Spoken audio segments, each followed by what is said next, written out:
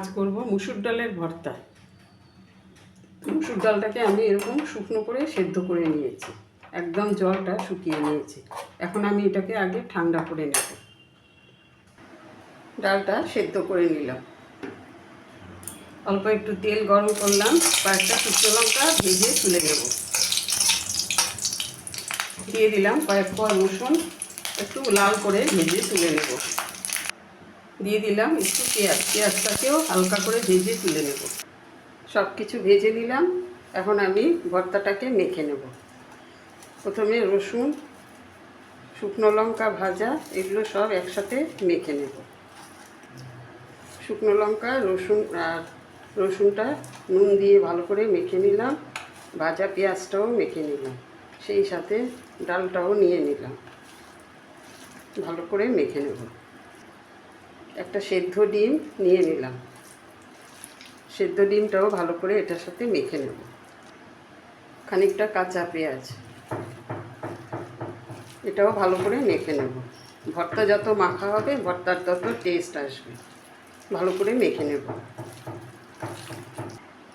এখন দিয়ে দেব পেঁয়াজ ভেজেছিলাম সেই তেলটা।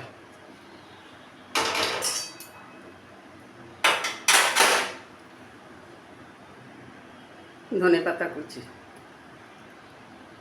দিয়ে দেব, একটু কাঁচা তেল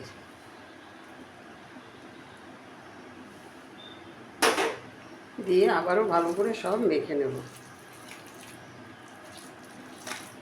যখন কিছু ভালো খেতে ইচ্ছে করে না, মাছ মাংস খাওয়ারই রুচি থাকে না, ভালো লাগে না, এইরকমভাবে একটুখানি মুসুর ডালের ভর্তা করেও খাওয়া যায়। তাতে করে খাবারটা, পুরো খাবারটা, দুপুরবেলার খাবারটা এই দিয়েই পুরো খাওয়া হয়ে যায়।